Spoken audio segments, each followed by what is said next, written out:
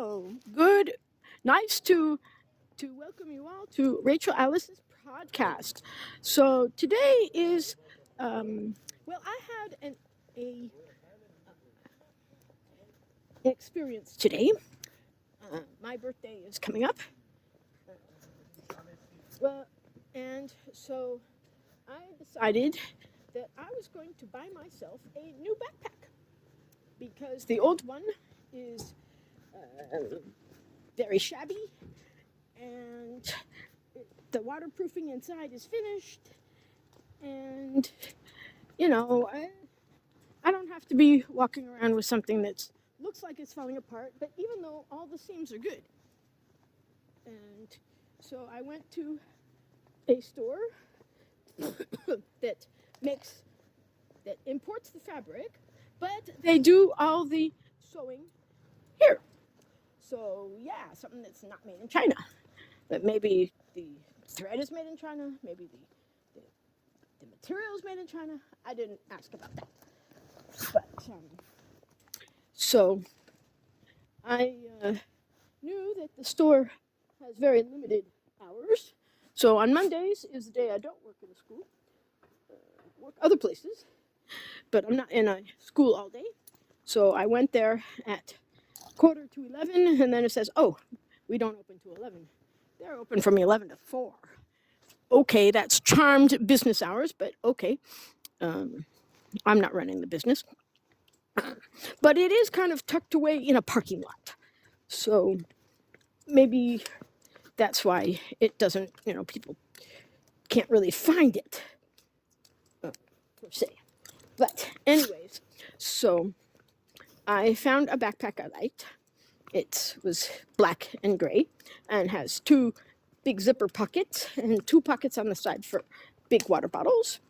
And I took all the stuff that I need usually to teach with: a flute, a clarinet, computer, paper, pens, pencils, things like that. And so I tried it, put all my stuff in the backpack, and yeah, everything fits. It's a little bit bigger than my old one, so sure, great. So I bought it. Excuse me. I still have this cough from when I had the flu. So hopefully cough will go away. So I bought the backpack and I carried it around yesterday, and I had to go to school today. So I had all my stuff in it to go teach all these instruments. And as I was going to the bus stop to wait for the bus to go home, poof, one of the shoulder straps comes undone. And one of the selling points of this company is that the seams are guaranteed. So on my way home on the bus today, I wrote them a message on WhatsApp saying, "I'm coming now." Okay, I wanted to buy a rain cover also for the backpack. So I told the seller yesterday that I would like this, and I was expecting that they would be careful enough and responsive enough to go to the storage room. Maybe it's not in the same place as the showroom, but this forecast to have a major storm this weekend. So if I were them, I would go and get these rain covers for the backpacks and advertise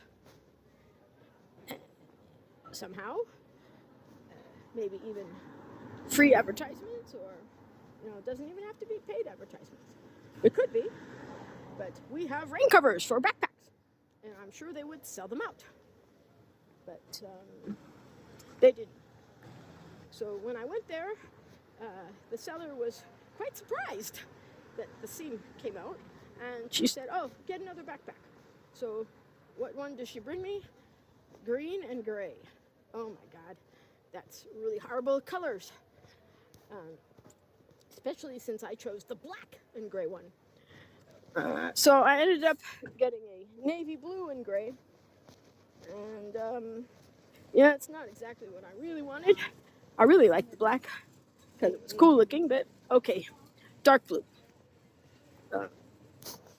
So, and the time I was there trying things out, the seller was looking at her computer, didn't pay me any attention. Maybe she saw me out of the corner of my eye, checking out all the colors.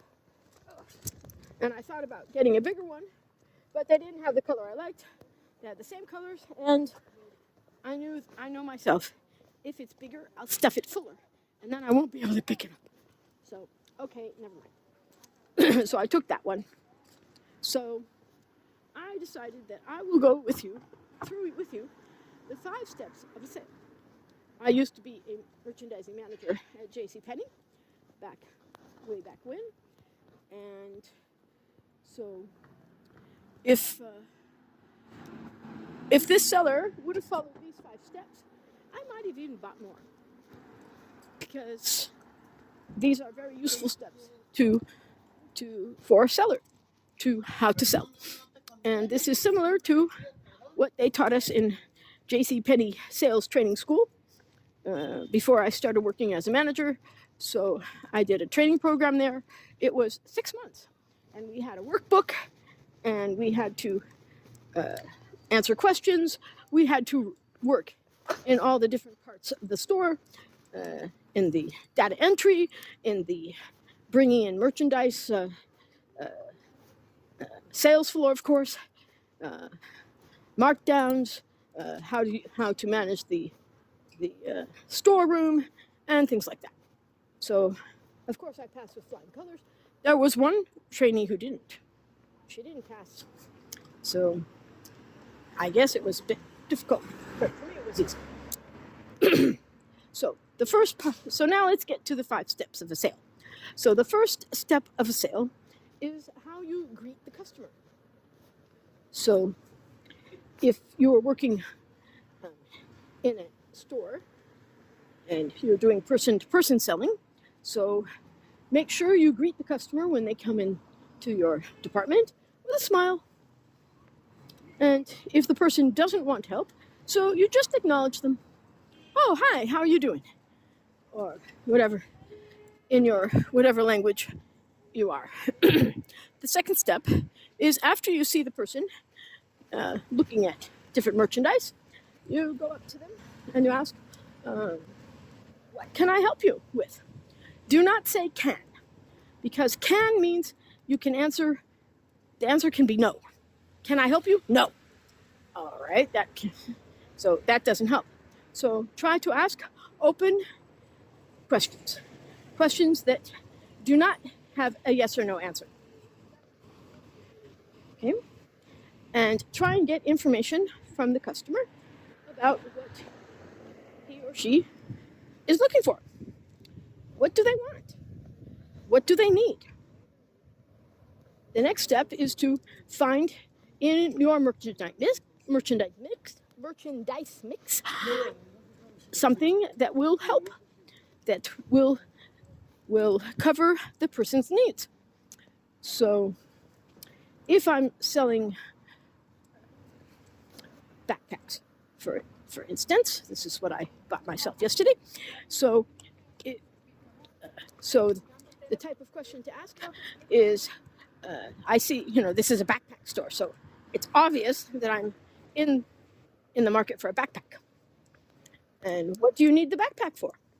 So I would answer, well, I'm a music teacher and I need to carry a flute, a clarinet, a recorder, a computer, a charger. So you need one that's very sturdy. Yes, I do. So then she noticed how big my backpack was, and she brought me one that's a little bit bigger. So I checked it out, and I put all my stuff in, and I said, wow, it fits. Everything fits. That's great. And then she told me, so what are the benefits of this backpack? So the benefits is it's a bit waterproof, and it has one very big zipper and one smaller zipper pocket, and one a very small zipper pocket. Okay, so then we close the sale, and here's when most sellers miss out, it's a backpack store, right? So they have a pocket for water bottles, but maybe she could have said, "Oh, by the way, do you need a water bottle holder? Or do you need a a purse to go with it, or other things?" But I had to prod her to show me something else. And what she showed me, I didn't like. So those are the 5 steps of the sale. Greet the person, let them look around a little bit, find out more information from the customer about what their wants and needs are. Find something in your merchandise mix that matches that. Make the pay. Go toward to ask for cash or charge, or pay box, or whatever, Google Pay, Apple Pay, however the person wants to pay, and then do an add-on. And usually the add-ons have a higher markup. That means the store makes more money from an add-on than it does from the regular merchandise. And then also say goodbye to the person with a smile and tell them to come back soon. And if somebody has a problem with some of the merchandise, so when the person comes back, you kind of do the same 5 steps. Okay, but this time you say, "Oh, I'm very sorry. You must have been very disappointed that this happened. Oh, let me help you. And let's find something else that fits your needs better." Okay, so, and then also try and do an add-on. Okay, so these are the 5 steps of the sale. I hope that this is useful information for you. And thank you for tuning in to Rachael's podcast. Thank you very much. Bye-bye.